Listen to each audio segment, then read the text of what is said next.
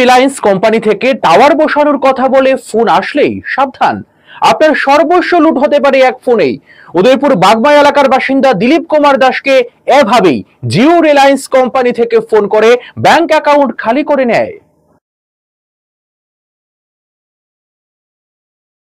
Reliance company থেকে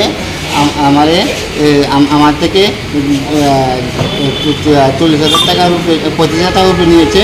আমাকে জিও রিলায়েন্স বসানো বলে একজন বসাবে বলে আমাদের বাড়িতে, এবং একজনকে চাকরি দেবে, আমার ছেলেকে চাকরি দেবে, এই প্রতারণা করে আমার থেকে পরপর 2বার টাকা নিয়েছে। আজ অবধি আজকেও আমার কাছে 37,000 টাকা চেয়েছে দেওয়ার জন্য। তাই আমি ব্যাংকে আসি, ব্যাংকের মধ্যে জানতে পারলাম এটা ফ্রড। তারপরে আমি থানায় এসেছেন।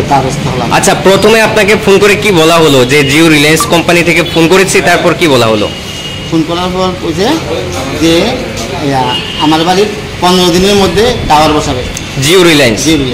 আচ্ছা, তারপর বসাতে গেলে এবং আমার লাইসেন্স লাগবে, ওখানে আমার লাইসেন্স অবশ্যই করতে হবে। তো কী করে করতে হবে? ওখানে আপনি 11,750 টাকা আপনি এই নাম্বারে পাঠাবেন।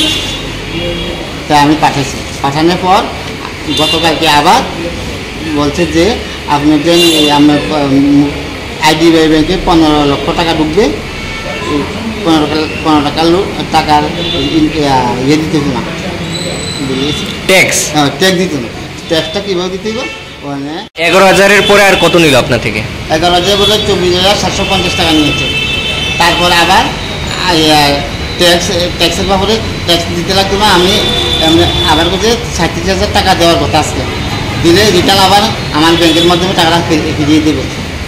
এখন বুঝতে পেরেছেন আপনি প্রতারণার শিকার? এইভাবে আমি প্রতারণার শিকার হচ্ছি আজকে 3-4 দিন। পেশায় কি আপনি? আমি দিনমজুর। রাজমিস্ত্রির কাছ থেকে। তো এতগুলা টাকা গেল, এখন কি থানায় অভিযোগ জানিয়েছেন আপনি? নাম কি আপনার? সমীর দাস। বাড়ি কোথায়? বাড়ি বাগমা।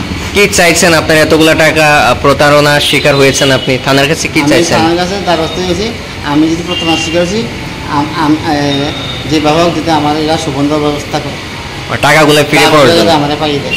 নাম কি আপনার? সমীর কুমার দাস। সমীর দাস।